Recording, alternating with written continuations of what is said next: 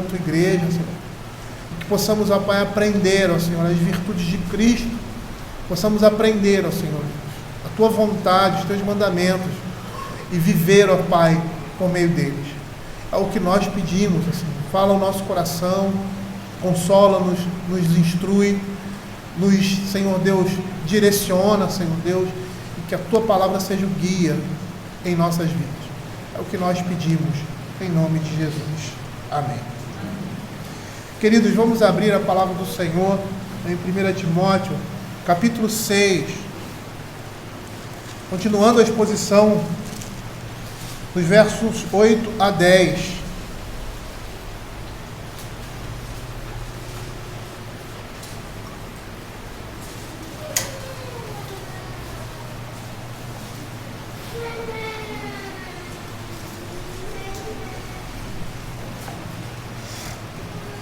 Vou ler do verso 6 até o verso 10. Vou ler do verso 3 até o verso 10, melhor. Diz assim: se alguém ensina outra doutrina e não concorda com as sãs palavras de nosso Senhor Jesus Cristo e com o ensino segundo a piedade, é enfatuado, nada entende, mas tem mania por questões e contendas de palavras que nascem de inveja, provocações, difamações, suspeitas malignas, altercações sem fim por homens cuja mente é pervertida e privados da verdade, supondo que a piedade é fonte de lucro.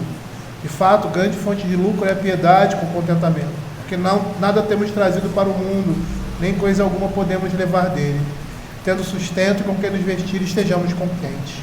Ora, os que querem ficar ricos caem em tentação e cilada, em muitas concupiscências insensatas e perniciosas, as quais afogam os homens na ruína e perdição.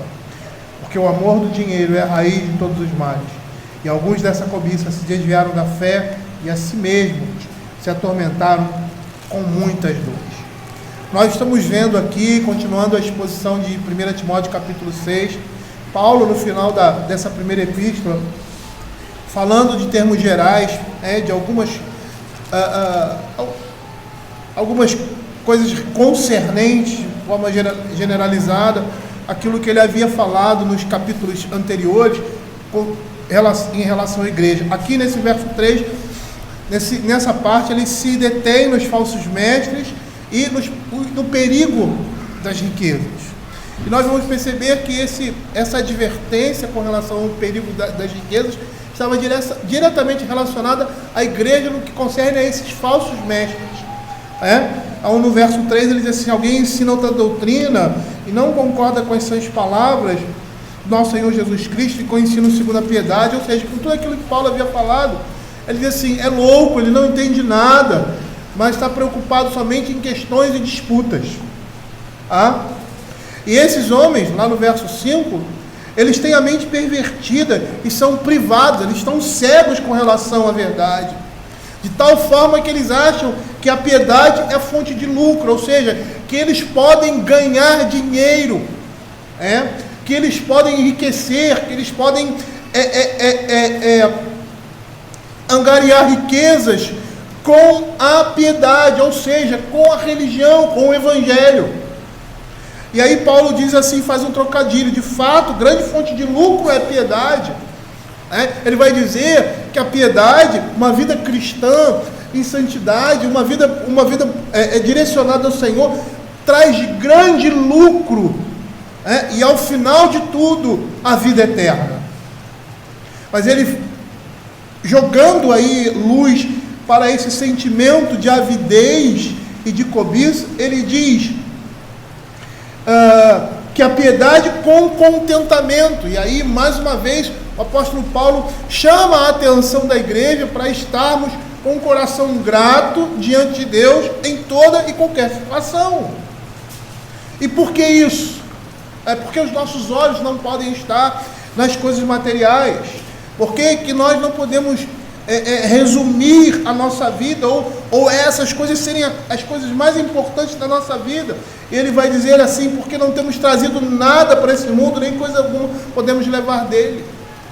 Paulo está chamando a atenção da igreja para aquilo que é mais importante, para aquilo que é eterno, e são essas coisas que nós devemos investir, são essas coisas que nós devemos gastar o nosso suor, como nós vimos aqui, Paulo não está dizendo que a riqueza é ruim, é um pecado em si mesma, ou que o homem não pode ficar rico, ou que o homem não pode desejar coisas maiores para si, mas que esse não seja o objetivo primeiro da sua vida, mas uma consequência de um trabalho ou de um esforço árduo, e que pela bênção de Deus essas coisas vão vir.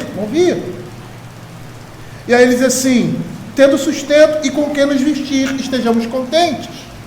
E é a partir daí que nós vamos continuar a exposição que terminamos na semana passada, quando nos detemos na ideia da piedade com o contentamento.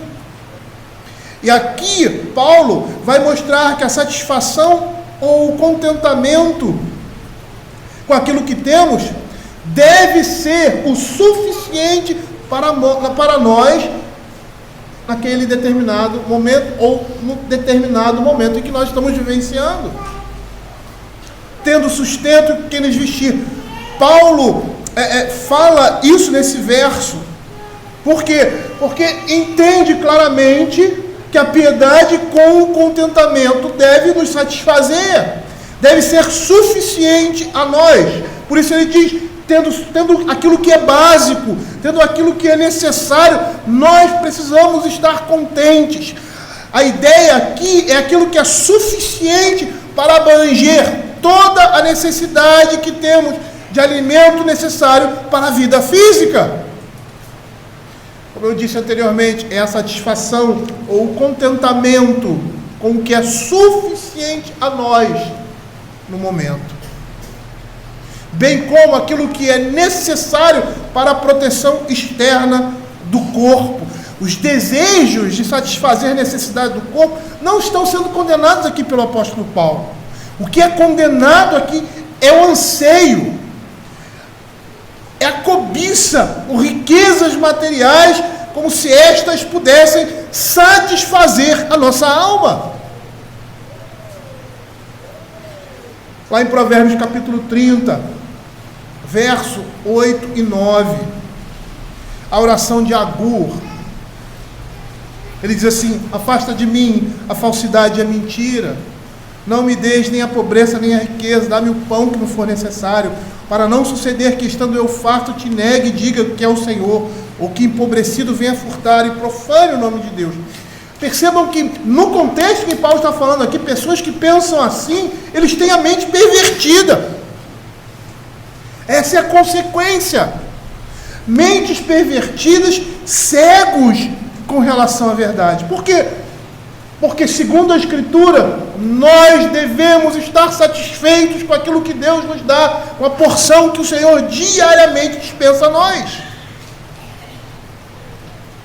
E aí nós poderíamos perguntar assim: o que as pessoas desse mundo vão fazer quando a morte os despojá-los da sua felicidade e porção, e que elas precisarem dizer adeus para sempre a todas essas coisas que elas estavam extremamente apegadas? O que elas vão fazer? Matthew Henry nos diz o seguinte: ele diz assim: as coisas necessárias da vida são os limites de um verdadeiro desejo cristão, e com elas ele se esforçará em estar contente. Seus desejos não são insaciáveis, não, apenas um pouco. Alguns confortos dessa vida serão suficientes, e nisso ele espera se alegrar. E por que Paulo diz isso? Porque Paulo diz que nós devemos entender que a piedade com o contentamento é aquilo que nós precisamos, que tendo o básico, tendo o necessário, nós devemos estar contentes. Por quê? Porque aqueles que querem ficar ricos, eles caem em grande cilada, em grande tentação, e em muitas, como ele diz, muitas concupiscências, muitas cobiças insensatas e perniciosas, que trazem ruína e destruição. Havendo Paulo exortado a Timóteo a viver contente e a descartar a ansiedade pelas riquezas, agora, a partir do verso 9, ele adverte sobre quão perigoso pode se tornar um incontrolável desejo por essas coisas, especialmente nos ministros da igreja. E essa é a principal preocupação do apóstolo Paulo aqui. Você vai perceber que o contrário oposto do contentamento é esse tipo de avareza e egoísmo que nos faz desejar avidamente as riquezas materiais. É o contrário oposto. E se nós formos olhar para as riquezas, elas em si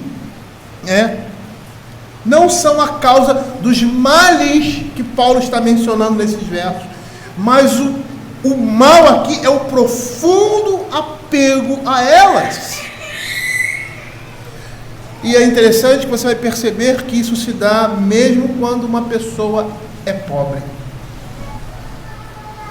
Que a gente pensa que esse sentimento é só de sentimento de pessoas que têm posses. Se nós lembrarmos o texto que nós acabamos de ler de Marcos 10, ali do rico, do jovem rico, que chega diante do Senhor e o Senhor dá aquela resposta: vende tudo que você tem. E aí ele vai embora, triste. E aí os discípulos, que eram homens comuns, homens normais, eles não eram homens ricos, ele diz assim: Senhor, nós deixamos tudo o que nós tínhamos. Muitas vezes você acha que o apego a essas coisas é característica ou comportamento de pessoas que têm muito. Mas não, esse tipo de avareza, ele está presente em toda e qualquer pessoa, e até mesmo pessoas desprovidas de riqueza. É isso que você vai ver, tá? E o que significa avareza? Que é esse comportamento aqui, esse desejo de ficar rico, demonstra avareza no coração do homem. E a avareza é aquele sentimento que nos faz estar apegado excessivamente às riquezas ou ao dinheiro. Por isso, muitas vezes, uma pessoa não apresenta generosidade, uma pessoa mesquinha, porque tem esse tipo de sentimento no coração, está demasiadamente apegado a bens materiais. E não precisa ser rico ou ter muita coisa. Quantas vezes nós temos dificuldade de partilhar ou dividir aquilo que nós temos? Quantas vezes? Isso demonstra avareza no nosso coração. Em pequenas coisas, às vezes em querer a melhor parte e não abrir mão da sua melhor parte para uma outra pessoa.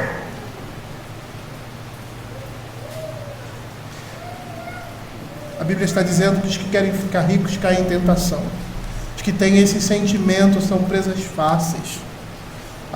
Esses homens, essas pessoas que querem ser ricos, colocam seus corações na riqueza desse mundo e são determinados, certos ou errados, eles a terão. Essa é a sua disposição. Eles já colocaram esse sentimento no seu coração e estão dispostos a alcançar isso. E olha o que a Escritura vai dizer a respeito disso, lá em Mateus capítulo 6, verso 19 a 21. Não acumuleis para vós outros tesouros sobre a terra, onde a traça e a ferrugem corrói, e onde ladrões escavam e roubam. Mas ajuntai para vós outros tesouro no céu, onde a traça nem ferrugem corrói, e onde ladrões não escavam nem roubam. Porque onde está o teu coração, o teu tesouro, aí também estará o teu coração. E esse é o problema. O grande problema na Escritura com relação à riqueza não é ser rico. Você conhece muitos crentes ali no Velho e Novo Testamento que eram pessoas de posse, eram pessoas ricas. Mas o problema não é isso. O problema é, como nós vimos em Provérbios, quando essas riquezas são adquiridas de forma ilícita.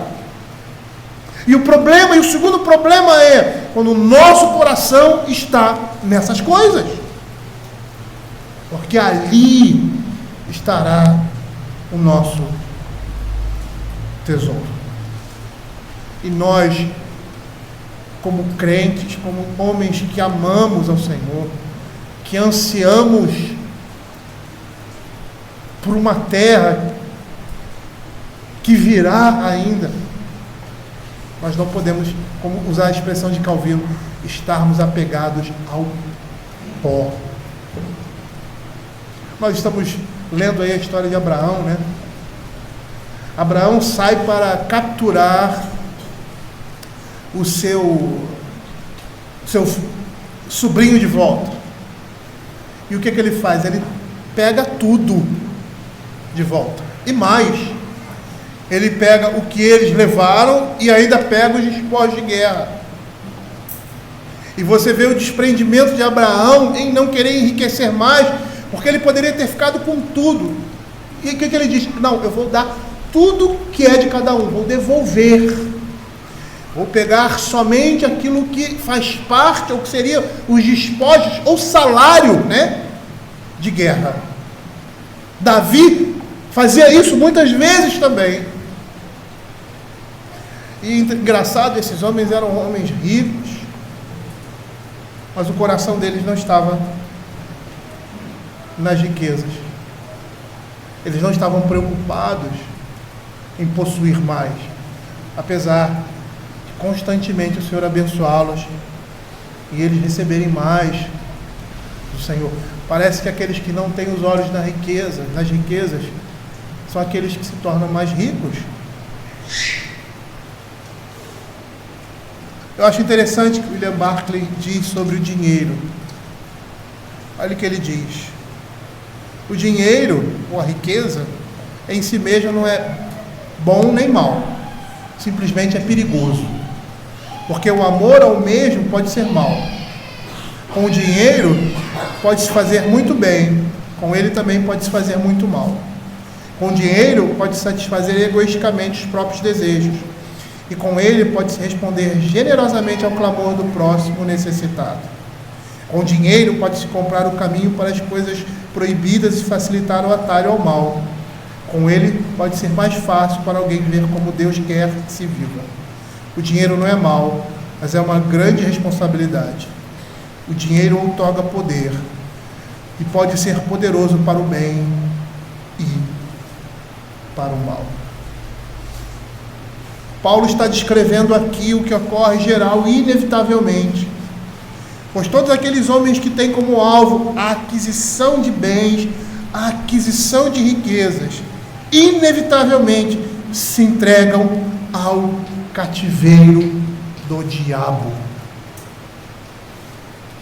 Os que querem ficar ricos caem em tentações e ciladas e em muitas concupiscências insensatas e perniciosas.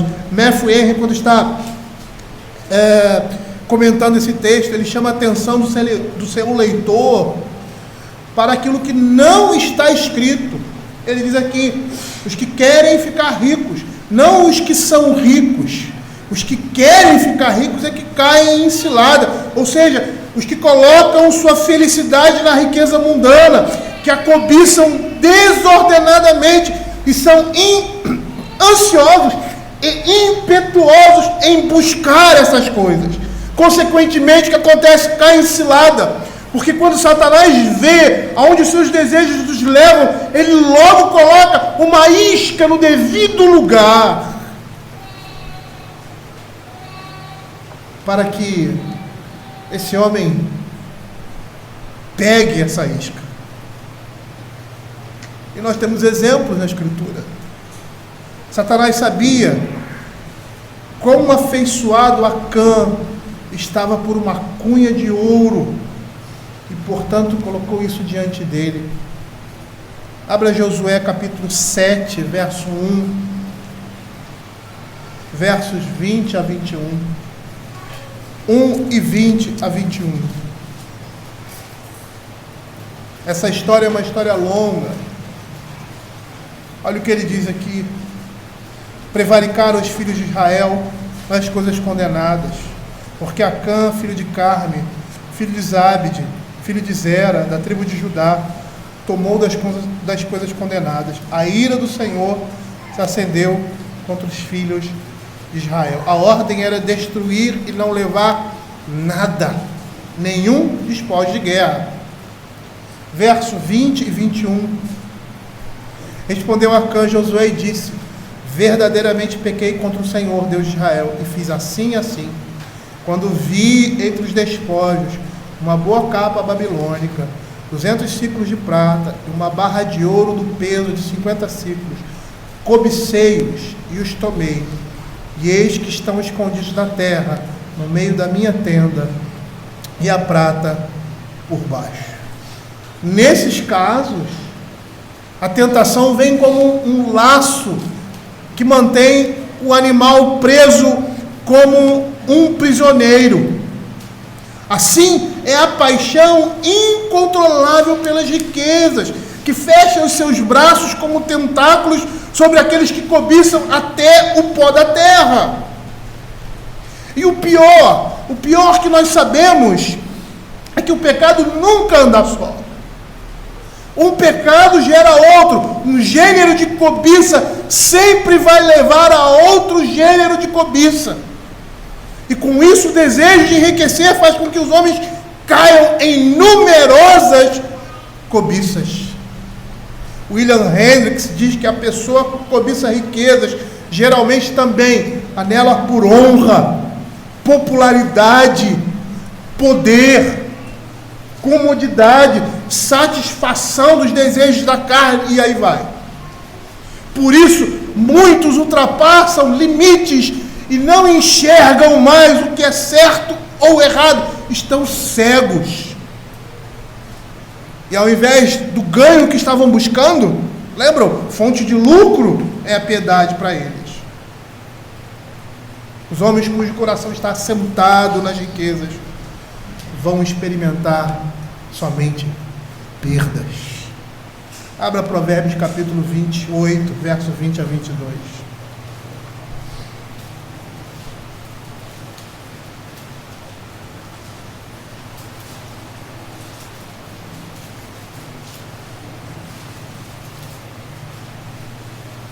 Olha o que a palavra de Deus diz: o homem fiel será acumulado de bênçãos, mas o que se apressa a enriquecer não passará sem castigo. Parcialidade não é bom, porque até por um bocado de pão o homem prevaricará. Aquele que tem os olhos invejosos corre atrás das riquezas, mas não sabe que há de vir sobre ele a penúria. Matthew Henry, ele diz o seguinte a respeito disso.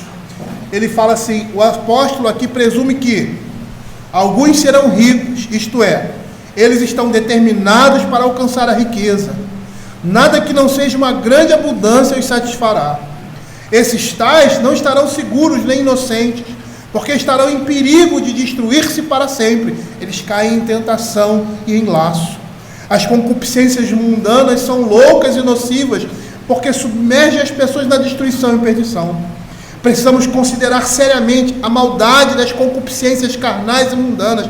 Elas são loucas e, portanto, deveríamos estar envergonhados delas. São nocivas e, portanto, deveríamos temê-las, especialmente considerando até que grau são perniciosas, porque elas submergem os homens na perdição e na ruína.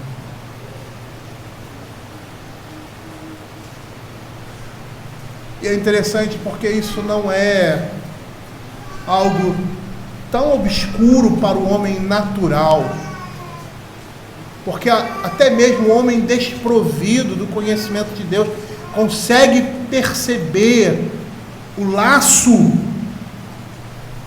que é o desejo, que é a avidez por essas coisas. Certo poeta pagão disse: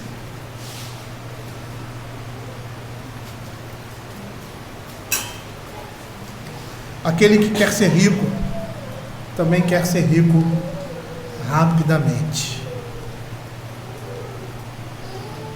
E aí no verso 10 ele diz assim: porque o amor ao dinheiro é a raiz de todos os males. Paulo agora diz de forma clara, ele mostra o âmago da coisa. Ele diz: olha, os que querem ficar ricos caem em tentação. Por quê? Porque amam essas coisas. E essa é a raiz, esse amor. A intenção de Paulo com essa afirmação é dizer que inumeráveis males provêm desse pecado. Que pecado? O amor ao dinheiro. E amar coisas materiais é idolatria. E essa idolatria pode se manifestar de muitas formas. Nós lemos hoje de manhã, se eu não me engano, Mateus capítulo 6, quando a palavra de Deus diz assim, o Senhor Jesus dizendo: vocês não podem servir a dois senhores. Ou vocês vão amar ao Senhor ou vão amar as riquezas. E como nós mostramos que o nosso coração, dentro do contexto de Mateus 6, ama essas coisas? Quando estamos ansiosos, quando agimos como gentios que não têm Deus, que não entendem que tem um Pai e que existe algo muito maior e que deve ser buscado em primeiro lugar, e que essas coisas virão a reboque. Buscai o reino de Deus em primeiro lugar, e essas coisas vos serão acrescentadas. De certa forma, o que nós estamos vendo aqui no verso 10 é a ideia de que um pecado sempre é a raiz de outros pecados. O amor ao dinheiro é a raiz de muitos males. William Hendricks, ele diz o seguinte: há outras raízes ou fontes de males, além do amor ao dinheiro. Por exemplo, a amargura. E ele cita Hebreus capítulo 12, verso 14 e 15, quando diz assim: segui a paz com todos e a santificação, sem a qual ninguém verá o Senhor, atentando diligentemente para que ninguém seja faltoso, separando-se da graça de Deus, nem haja alguma raiz de amargura que, brotando, vos perturbe, e por meio delas, muitos sejam contaminados. Mas sem dúvida aqui, a avareza é a raiz que produz muitos males também, outros gêneros de males, que vão despertar a cobiça no coração do homem.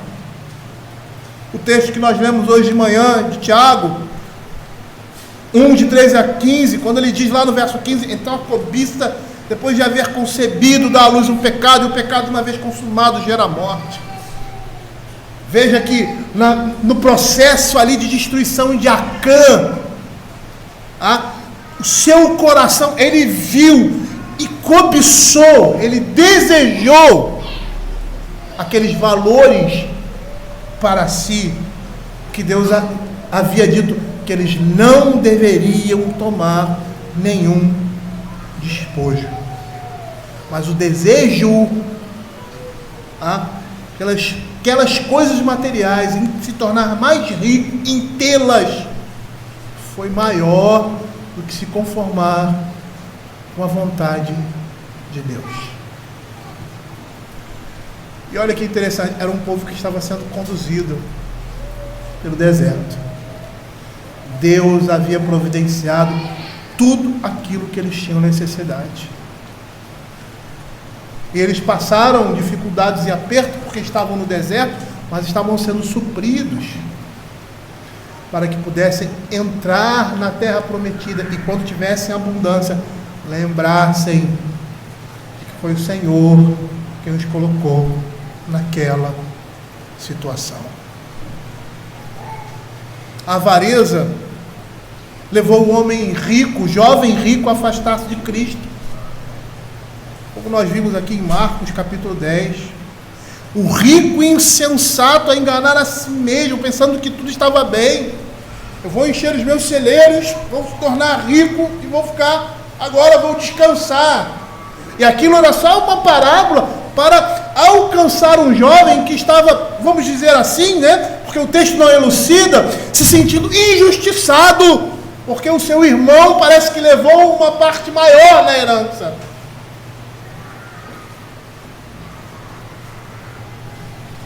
E era como o Senhor Jesus está: você está preocupado com isso? Você está indo para o inferno. Aí você está preocupado com isso.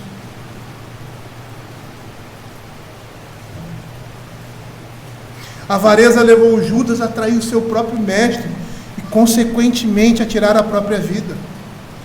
Abra Tiago capítulo 5, versos 1 a 4. Nós vamos ver aí que os ricos opressores da epístola de Tiago exploram os que trabalham para ele. E sabe qual é a consequência desses? Eles não vão escapar do castigo de Deus. Todos aqueles que amam o dinheiro e se perdem, eles trarão sobre si o juízo de Deus. Principalmente quando essa riqueza ela é angariada, ela é conquistada por meios ilícitos. E mesmo que não seja conquistada por meios ilícitos, mas se o coração do homem estiver naquilo ali, como se for a sua vida, como se for tudo, como se aquilo que ele quer alcançar, aqueles bens materiais, a sua riqueza, o seu conforto, o seu bem-estar, seja a coisa mais importante da sua vida, as consequências serão nefastas. Olha o que diz Tiago, capítulo 5, versos 1 a 4. Atendei agora, ricos, chorai lamentando por causa das vossas desventuras que vos sobrevirão.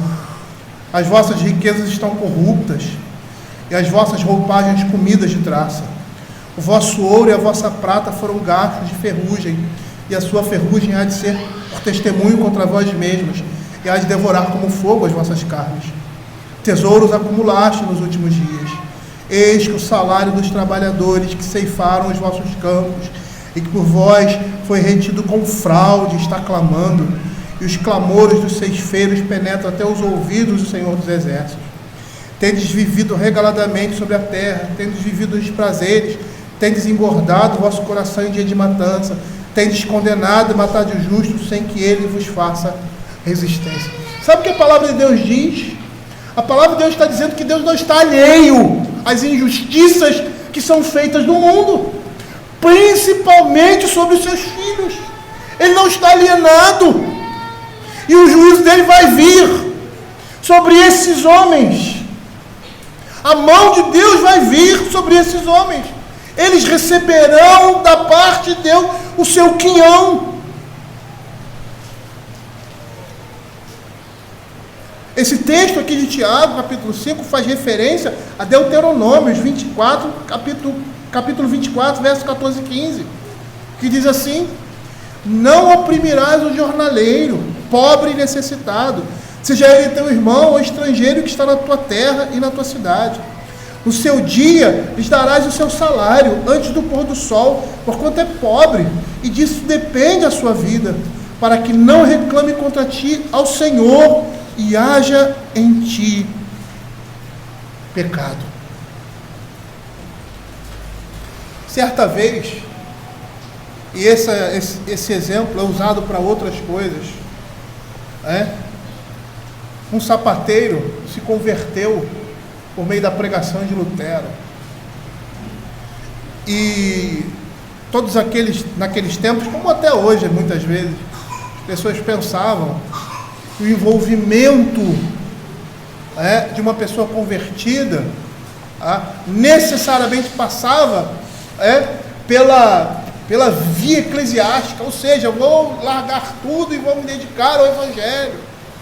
No tempo de Lutero, eu vou largar tudo e vou para um mosteiro, vou servir a Deus no mosteiro. E aí esse homem chega para Lutero e pergunta assim: o que eu vou fazer agora? Ele: faça um bom sapato e cobre um preço justo. Quando nós não fazemos isso, nós estamos mostrando esse tipo de sentimento que nós temos. Avareza. Quando queremos ganhar com um trabalho de alguém que trabalha para você. Eu não sou rico, mas todas as vezes que alguém trabalha para mim, é lógico que eu vou procurar aquele que é bom e aquele que tem um bom preço. Eu olho de uma maneira geral como é o preço que todo mundo está cobrando, porque eu não gosto de ficar barganhando com as pessoas. Eu acho que se alguém diz: olha, eu vou fazer o meu serviço assim, tanto, eu creio que aquele valor é justo, Mas quando você quer barganhar demais, diminuir demais, você está querendo ganhar em cima do trabalho de uma outra pessoa, e isso também é avareza. Eu sei que muitas pessoas exploram outras, cobram preços exorbitantes, como Lutero estava falando para aquele homem. Mas muitas vezes o nosso sentimento é nós queremos ganhar, nós queremos que aquela pessoa preste um serviço para nós e a gente saia ganhando. E ele tenha prejuízo. Isso demonstra avareza no nosso coração. E qual é a nossa atitude como crentes? Ser sensível à necessidade daqueles que estão servindo a nós, que nós vamos ter que pagar. E por outro lado, nós cobrarmos um preço justo do nosso trabalho, daquilo que nós fazemos. E se eu não tiver condições, eu digo, eu não tenho condições. Eu vou procurar uma pessoa que cobre menos, e aí vou me submeter a um serviço de segunda ou de terceira categoria, ou então vou pagar aquilo que realmente ele merece. Eu sei que nesse meio de negócios, existe tanto de um lado quanto do outro uma exploração, mas o sentimento do nosso coração deve ser esse, que a palavra de Deus está nos mostrando aqui. Nós não podemos ser avarentos nas nossas relações, e principalmente nas nossas relações de trabalho. Olha o que o William Hendricks vai dizer. Ele vai dizer assim: a avidez por riquezas tem sido a causa de inúmeras fraudes, casamento por dinheiro, divórcios, perjúrios, latrocínios, envenenamentos, homicídios e guerras. Quando eu estava lendo isso aqui, quando eu vi casamento por dinheiro, eu me lembrei. A gente vê isso em filmes, né? Em histórias, romances e tal. O cara que casa com a mulher que é rica, a mulher casa com o homem que é rico e tal, coisas assim. Mas sabe uma coisa que acontece muito hoje em dia? Pessoas que se casam, não se casam verdadeiramente. No cartório, vão lá, assinam e tal, casam direitinho, bababá, babá, mas não moram juntos. Eles só se casam por quê? Porque querem fazer parte de uma nação, querem receber um passaporte livre, querem ser considerados cidadãos, aí se casam com uma pessoa de lá. Isso é pecado. Isso mostra esse sentimento de avareza, de desejo pecaminoso. É isso que o William Hendricks está dizendo aqui. A avidez por riqueza tem sido a causa de inúmeras fraudes e casamentos por dinheiro. Eu conheci uma pessoa assim. Uma não, conheço várias. Não são da minha relação, mas são pessoas próximas, vamos dizer assim, de uma terceira geração, conhecidos de conhecidos. E com essa história de ir para fora, ir para os Estados Unidos, essas coisas todas, ou muitos vão, muitos fazem isso. Aí sabe o que acontece? Quando chegam lá, se divorciam. Como se o casamento fosse algo sem valor. Na realidade, além de tudo, é perjúrio, é mentira. Para forjar uma situação. E qual é o âmago disso aqui? Dinheiro, bem-estar, conforto, de forma pecaminosa. Paulo aqui está dizendo que o amor ao dinheiro é a raiz de muitos males. Matthew diz assim: as pessoas podem ter dinheiro e mesmo assim não amá-lo, mas se amarem imoderadamente, ele as levará para toda espécie de males.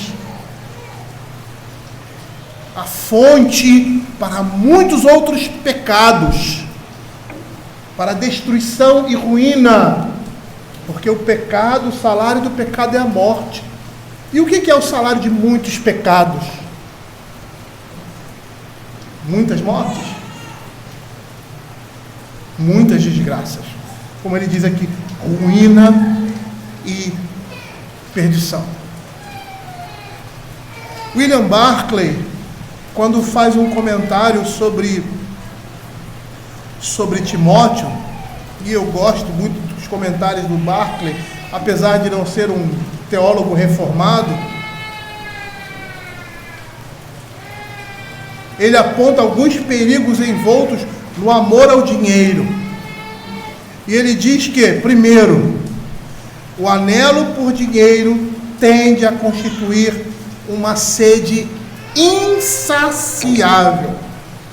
Certo provérbio romano dizia que a riqueza era como água do mar. À medida que mais se toma, em lugar de saciar a sede, deseja-se beber ainda mais. E o estranho da riqueza é que parece que não chega nenhum momento, não chega aquele momento onde você diz basta. Sempre somos arrastados pelo desejo de um pouco mais, e mais, e mais, e mais. Eclesiastes capítulo 5, verso 10, ele diz assim: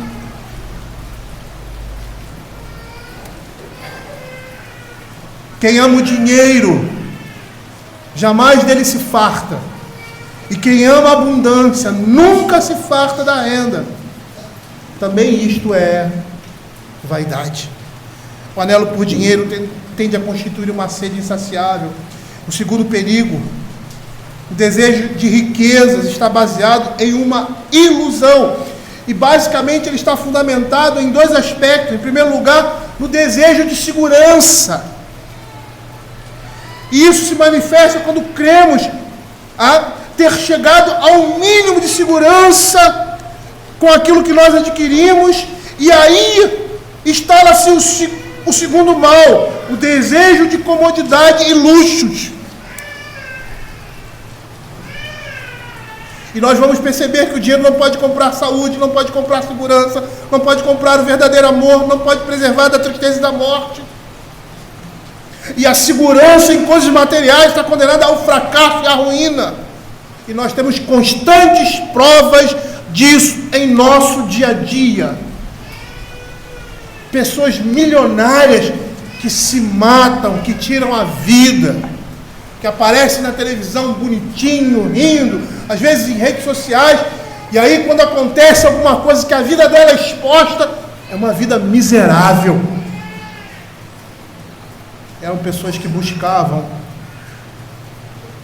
riqueza, fortuna, bens materiais. E essa segurança, essa falsa segurança, ela está sustentada na areia. William Barclay também diz que o anelo por riquezas tende a tornar o homem egoísta. Quanto mais você tem, mais você retém. Se alguém é ávido por riquezas, não será nada para ele que alguém tenha de permanecer pobre para que ele possa acumular riquezas. Porque a cobiça por riquezas fixa o pensamento do homem em si mesmo, convertendo as outras pessoas em meros meios ou obstáculos para se alcançar o que se deseja. É isso que esse anelo produz, egoísmo. O desejo também de riquezas leva a preocupações e ansiedades. Abra Provérbios capítulo 15, versos 16 e 17.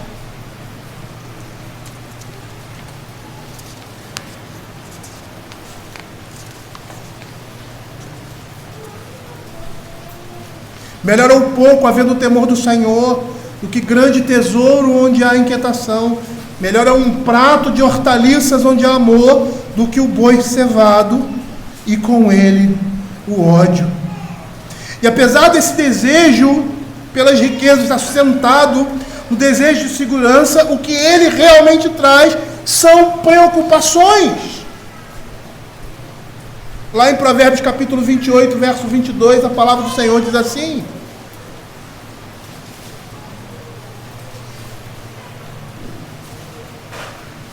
aquele que tem olhos invejosos corre atrás das riquezas, mas não sabe que há de vir sobre ele a penúria. Quanto mais se tem para se guardar, mais terá para se perder. E se tivermos grandes posses, a tendência será nos sentirmos acossados pelo risco de perdê-las. E é uma grande preocupação. Eu já fiz esse exercício. Pensar, poxa, se eu recebesse uma fortuna, aí eu vou ter que fazer um exercício hercúleo para manter essa fortuna. E eu não sou bom nisso. Que dor de cabeça. Traz preocupações. Olha o que Provérbios capítulo 23, 4 e 5 vai nos dizer.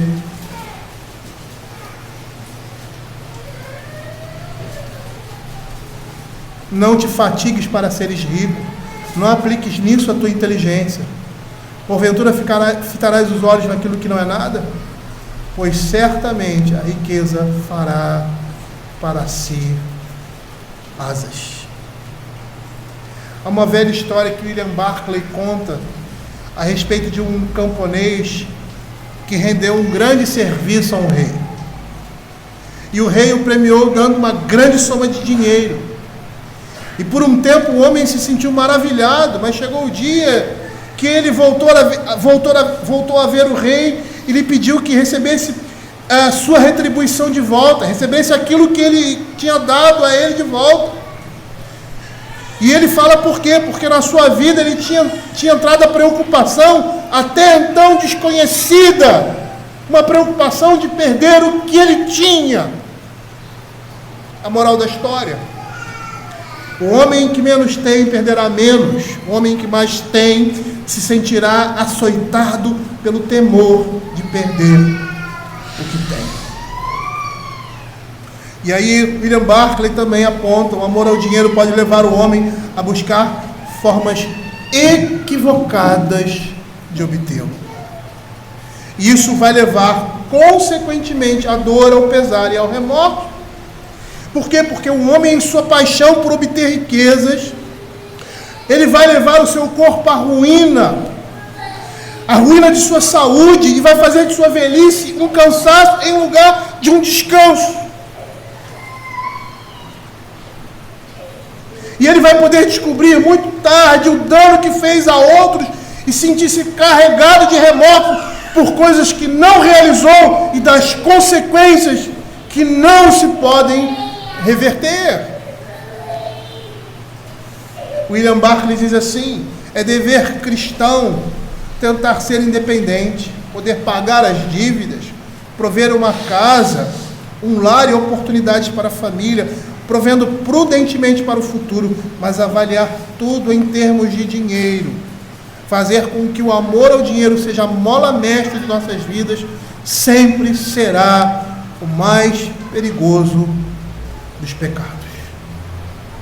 E Paulo está especialmente se referindo aos membros da igreja, como se torna evidente aqui, no finalzinho do verso 10.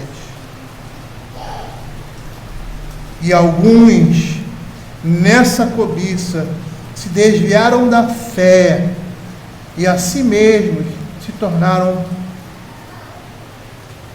se atormentaram com muitas dores. E se nós podemos concluir aqui o que Paulo está falando, que o maior pecado gerado pela avareza, que é a fonte maior dos males, é a apostasia da fé. Paulo disse que a raiz, o amor ao dinheiro é a raiz de todos os males, e o pior mal, o pior de todos, é a apostasia. E alguns se desviaram da fé. Calvino vai dizer que os que sofrem dessa praga gradualmente se degeneram até que renunciam completamente à fé. Matthew Henry, falando nessa mesma linha, ele diz que as pessoas cobiçosas renunciarão sua fé se isso as levar a ganhar dinheiro. E aí eles vão se atormentar com muitas dores.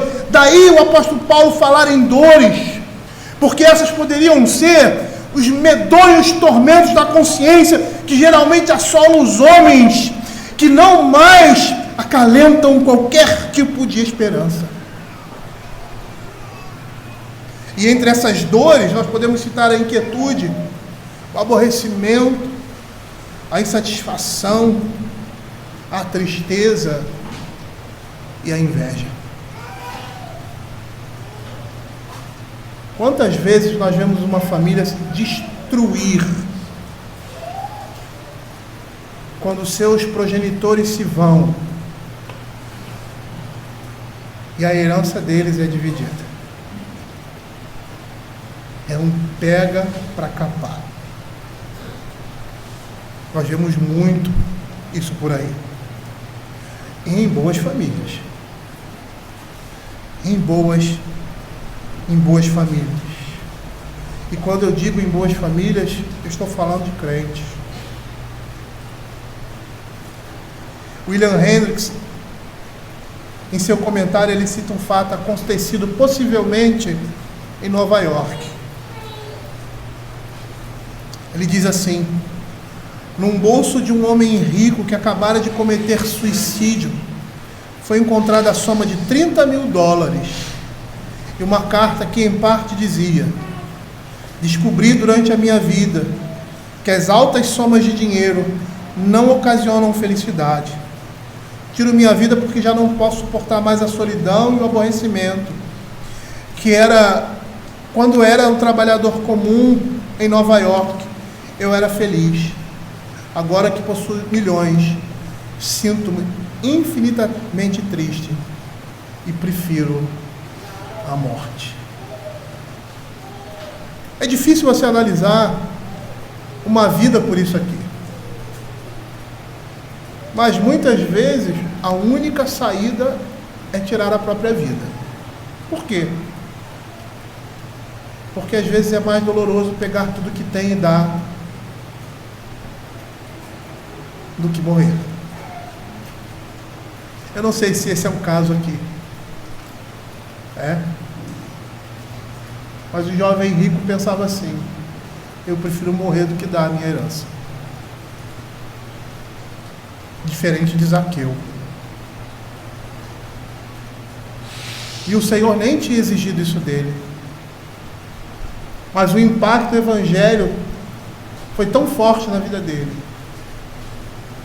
E o desapego àquilo que ele tinha, porque esses homens eram ricos, e faziam o que faziam para obter dinheiro, poder.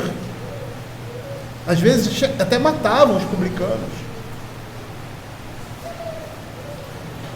Demonstra claramente como o Senhor diz: hoje houve conversão aqui nessa casa. E esse homem é um filho da aliança, é um judeu.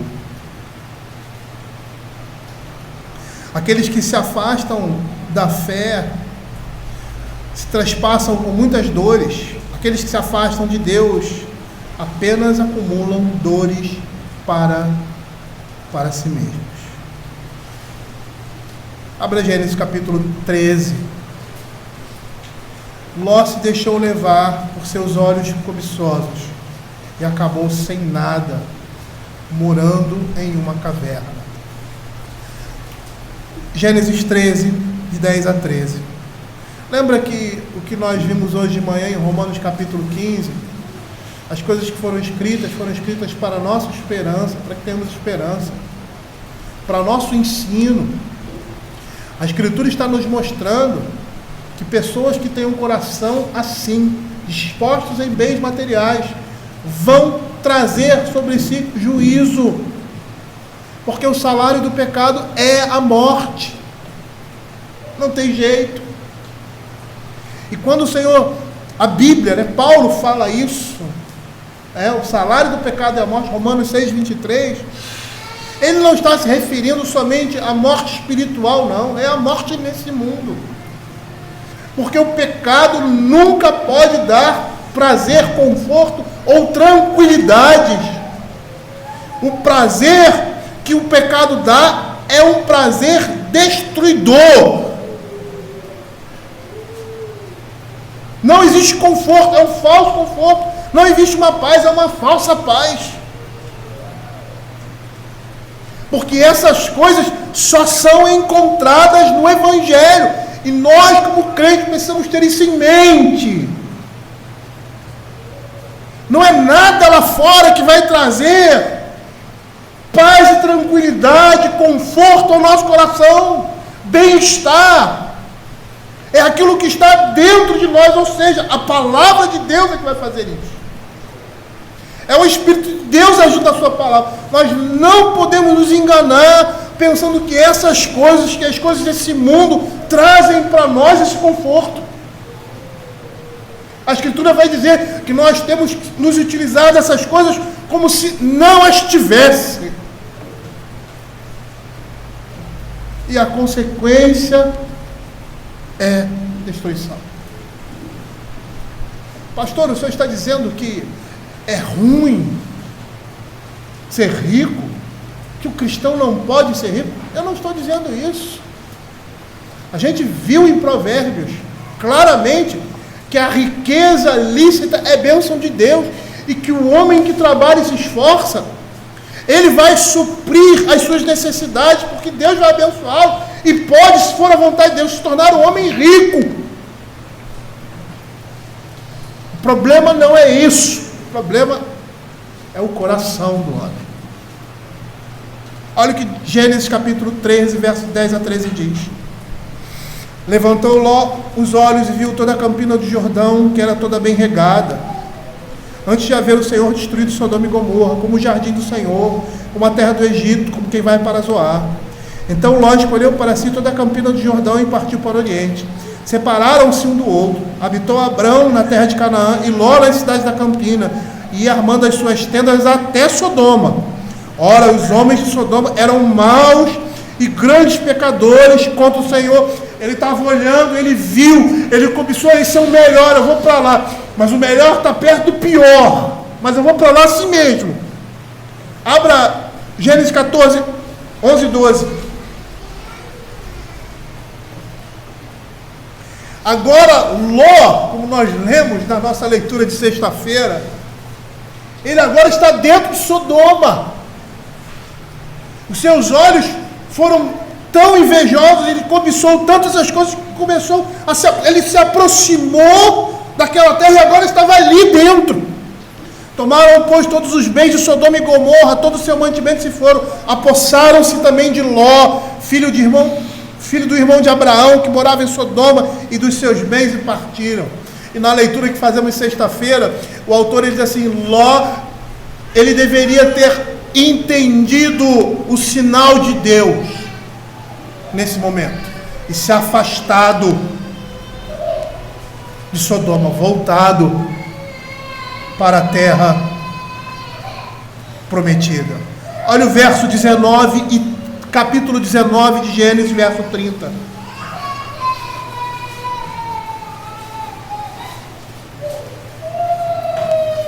Você sabe por que Ló foi para Sodoma? É lógico que foi pelo pecado dele, pelo desejo de olhar e contemplar aquilo que era melhor para ele. E é uma coisa que eu sempre digo: nem sempre o melhor é a melhor opção. E ele sai. Qual é o motivo disso? O motivo é porque não dava mais para ficar Abraão e Ló juntos, porque eles eram muito ricos. Eles estavam extremamente ricos. E a coisa estava ficando complicada, eles precisavam se separar, porque a terra não os suportava. E olha como ele terminou. Subiu Ló de Zoar e habitou no monte, ele e suas duas filhas, porque receavam permanecer em Zoar, e habitou numa caverna, e com ele as duas filhas. Um homem riquíssimo, agora não tem nem uma tenda para morar. Essa é a consequência desse pecado na vida de um homem. O juízo vem pelas consequências naturais de que o salário do pecado é a morte. Eu citei a família de Acã, o fim de Acã e toda a sua família, pelo mesmo motivo. O fim que teve Gease, moço de Eliseu, que se apega a ele, a lepra de Naamã, por causa do seu pecado. E qual foi o pecado dele? Querer receber um salário pela prática da justiça. Isso é simonia. Tratar as coisas do reino de Deus como um negócio. Achar, como esses homens acham, que a piedade é fonte de lucro. Abra 2 Reis, capítulo 5, verso 20 a 27. O verso 20 diz assim, 19 e 20, quando Naamã se tinha afastado a certa distância, Gease, o moço de Eliseu, homem de Deus, disse consigo: eis que meu senhor impediu a este Ciro Naamã, que da sua mão se lhe desse alguma coisa do que trazia. Porém, tão certo como vive o Senhor, hei de correr atrás dele e receberei dele alguma coisa. Verso 26 e 27. Porém ele disse: porventura não fui contigo em espírito, quando aquele homem voltou do seu carro a encontrar-te? Era isto ocasião para tomares prata, e para tomares vestes, olivais e vinhas, ovelhas e bois, servos e servos? Portanto a lepra de Naamã se pegará a ti e a tua descendência para sempre. Então saiu de diante dele leproso, branco como a neve. Consequência do pecado da avareza. Hoje nós temos muitos Lós na nossa sociedade, até mesmo dentro da nossa igreja. Pessoas que estão olhando para fora, para outros países, que estão precisando de trabalhadores, e não há nada de errado nisso. Que um nível de vida muito melhor e superior ao que nós temos aqui no Brasil. E essas pessoas estão indo, e muitos crentes estão indo também. E que preço eles estão pagando? Lugares, por vezes, que não tem igrejas. Uma família sem uma igreja é um carro desgovernado. E aí vão viver lá, vão ter dinheiro, vão ter condições financeiras, vão ter bem-estar. E acontece que as suas filhas, a sua mulher, a sua família vai ser semelhante à família de Ló. Que preço alto. Muitos, por causa de dinheiro, entram em atividades ilícitas.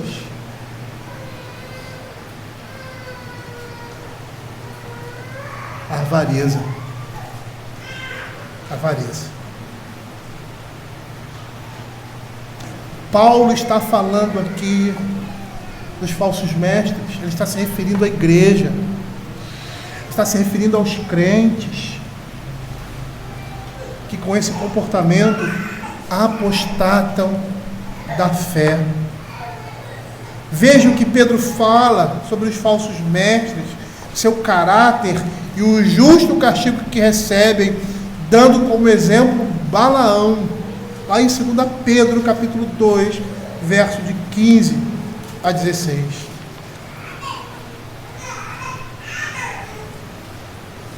Olha o que ele diz: tendo os olhos cheios de adultério, insaciáveis no pecado, enganando almas inconstantes, tendo o coração exercitado na avareza, filhos malditos, abandonando o reto caminho, se extraviaram seguindo pelo caminho de Balaão, filho de Beor, que amou o prêmio da injustiça, recebeu, porém, castigo de sua transgressão, a saber, um mudo animal de carga, falando com voz humana, refreou a insensatez do profeta. Balaão é caracterizado como mercenário. Por quê? Porque ele faz de tudo para ganhar uns trocados, criando estratégias para o povo de Deus cair em pecado em função de um prêmio em dinheiro. Ele é um louco. E todos aqueles que agem assim são loucos. Eles estão brincando com fogo. Quando eu saí do exército, porque sair das Forças Armadas, né, ou sair do funcionalismo público é uma coisa assim, fora do comum, né? Essa ideia, né, que o funcionalismo, a segurança, aquela coisa toda, né? E é lógico que o emprego sempre traz uma certa segurança, mas a nossa segurança não está nisso. E aí quando eu disse ao comando, aos colegas, alguns chegaram para mim e disseram assim: aê, vai ficar rico. E eu fiquei muito chateado com isso. Mas sabe por quê? Porque é isso que eles viam na televisão. É isso que nós vemos nessas igrejas aí televisivas. Esses homens enriquecem, porque ganhar dinheiro na igreja é muito fácil. É muito fácil. Quantas pessoas nós temos aqui? 50? Imagina se eu chegasse assim: meus irmãos, olha, vamos dar uma oferta, cada um aqui der R$1. E aí o pastor geralmente é aquele que tem uma fala, né? Uma pessoa que trabalha bem, né? A fala, mesmo aqueles que não têm formação, são ignorantes quanto à escritura, né? Eles às vezes têm certa proeminência, porque tem um certo discurso, tem um carisma, e pura e simplesmente por ser pastor, já ganha a confiança das pessoas. E aí ele chega e diz: olha, puxa, se vocês derem R$1, cada membro aqui dando R$10. Imagine, todo domingo a gente recebendo R$10 aqui. E esses homens geralmente, eles não têm uma estrutura como a nossa igreja, de uma prestação de contas, de um tesoureiro, e o pastor nem mete a mão no dinheiro, nem sabe quanto entra e quanto sai, às vezes não sabe nem quanto ganha, não porque ganha muito, não, porque ganha pouco, às vezes recebe o seu salário, às vezes não recebe, não é a minha situação hoje aqui, mas muitos, pastor, hoje a gente só pode dar tanto, muitos vivem assim, como eu vivi muito tempo da minha vida. E se aproveitam, mas são loucos, porque eles estão brincando com aquele que é fogo devorador. E se tem alguma coisa que traz sobre Deus ira e indignação além do pecado, é mexer com a menina dos seus olhos, que é a sua igreja. São loucos. Abra Números capítulo 31, verso 16.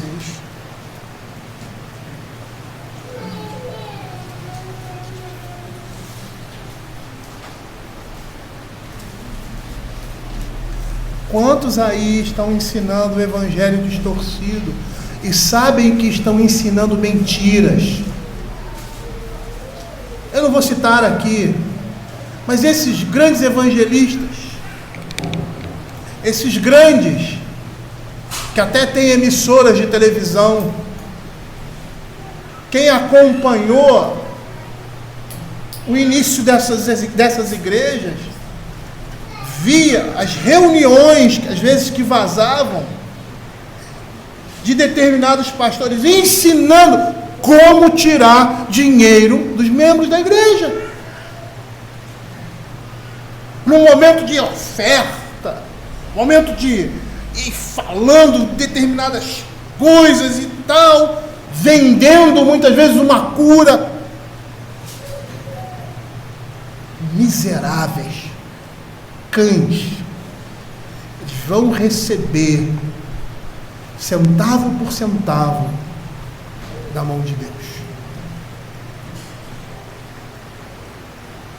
Eis que estas, por conselho de Balaão, fizeram prevaricar os filhos de Israel contra o Senhor, no caso de Beor, pelo que houve a praga entre a congregação do Senhor. Balaão criou estratégias para que o povo de Deus caísse e fosse amaldiçoado. Sabe para quê? Para encher o seu bolso de dinheiro do preço que Balaque pagou para ele. Ele pensou assim: eu não posso pedir àquele que é Senhor sobre todas as coisas para amaldiçoar o seu povo. Possível, é povo de Deus. Mas como é que eu posso fazer com que esse povo seja amaldiçoado? Peraí, eu vou fazer eles pecarem. E quando eles pecarem, a ira de Deus vai vir sobre eles. Essa é a atitude de Satanás. Balaão foi o diabo aqui. Ele foi o próprio cão agindo dessa forma. E quantos agem assim? Quantos agem dessa forma? Abra 2 Pedro, capítulo 2, verso 3. Eu me lembro uma vez que eu estava vindo para casa, e eu nessa época estava trabalhando também na Fundação Getúlio Vargas. Aí eu pegava o metrô, e aí vinha a pé, até para caminhar um pouquinho. Aí passei em frente de uma igreja ali, que tem perto do posto de gasolina, imenso e tal. E estava tarde, eu estava no meu horário, beleza. Aí eu falei: vou parar aqui só para ver. Aí quando eu fui entrar, o pessoal estava saindo. Vi lá, era o momento final, né? Aí quando acabou, eu vi um monte de gente saindo de cadeira de roda, gente com muleta, doente. Cara, aquilo me doeu no coração. Me doeu no coração. Eu sei que aquelas pessoas estão à procura daquilo que elas mais desejam. Mas elas poderiam encontrar a verdade. Poderiam ser chocadas com a realidade da palavra de Deus. Mas lá tinha um homem que estava se beneficiando da falta de fé, ou da, vamos dizer assim, ou da fé demais, né? De uma fé que não é bíblica, né? Dessas pessoas. Uma fé pura e simplesmente religiosa, e enganando-os no seu próprio engano. E eu fiquei muito triste por ver aquelas pessoas ali,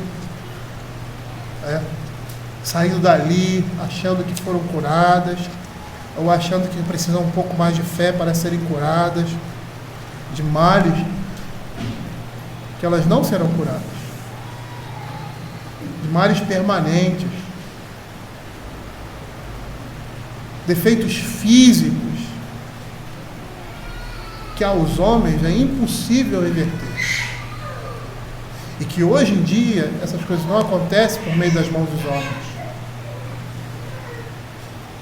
e que se Deus quer curar alguém, Ele vai curar por meio da oração. Não existe mais homens que tenham esse mundo, porque esse mundo estava relacionado à pregação do Evangelho. É triste isso. Isso é avareza, é amor ao dinheiro, faz com que esses homens estejam brincando com fogo.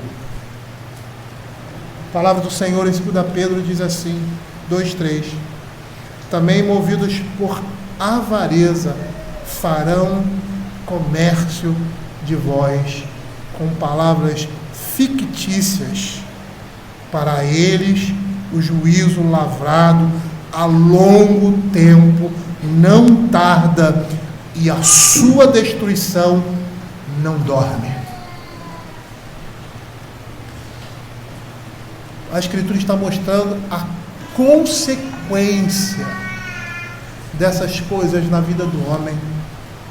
Por isso, lá no verso 11, Paulo diz assim: tu, porém, homem de Deus, foge destas coisas. Antes segue a justiça, a piedade, a fé, o amor, a constância e a mansidão.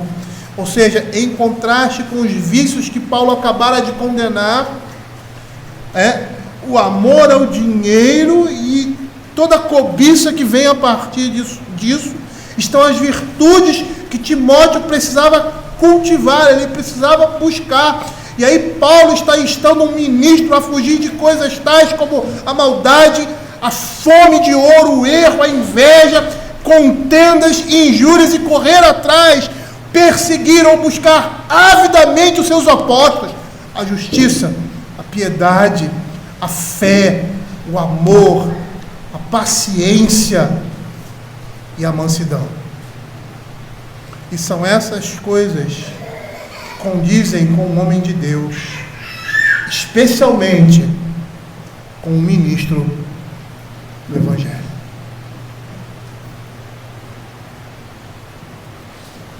Paulo diz lá em Efésios, capítulo 5, ele diz assim: não se engane, que por essas coisas vem a ira de Deus. Paulo está advertindo a Timóteo e a igreja de uma maneira geral a ter o coração no Senhor, a buscar a nossa maior necessidade, que é a necessidade que temos do reino de Deus nos nossos corações, e ter a certeza que as outras coisas o Senhor vai nos acrescentar, conforme a sua vontade e a nossa porção nesse mundo. Vamos orar.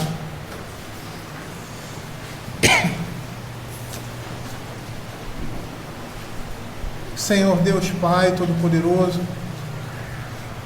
mais uma vez estamos aqui, Senhor, clamando, Senhor, pela sua graça, pela sua misericórdia, pedindo, Pai, para que o Senhor fale, Senhor Deus, ao nosso coração. Com essas palavras, ó Pai, sejamos edificados, ó Senhor, sejamos consolados, instruídos, para vivermos uma vida que agrada ao Senhor.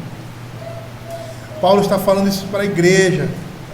Ele fala para a igreja porque nós temos a necessidade de ouvir isso, porque nós somos tendentes a essas coisas. Todos nós, sem exceção. Por isso ele dirige essas palavras a Timóteo, como pastor daquela igreja, como aquele que vai trazer a mensagem do Evangelho, como aquele que tem que conduzir a igreja aos pés de Cristo.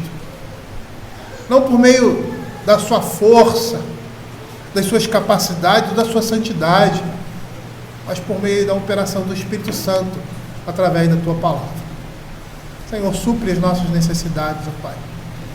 Fala ao nosso coração, nos dá da Tua alegria, da Tua paz, e que possamos, ó Pai, sair daqui cheios do Teu Espírito. É o que nós pedimos, em nome de Jesus. Amém.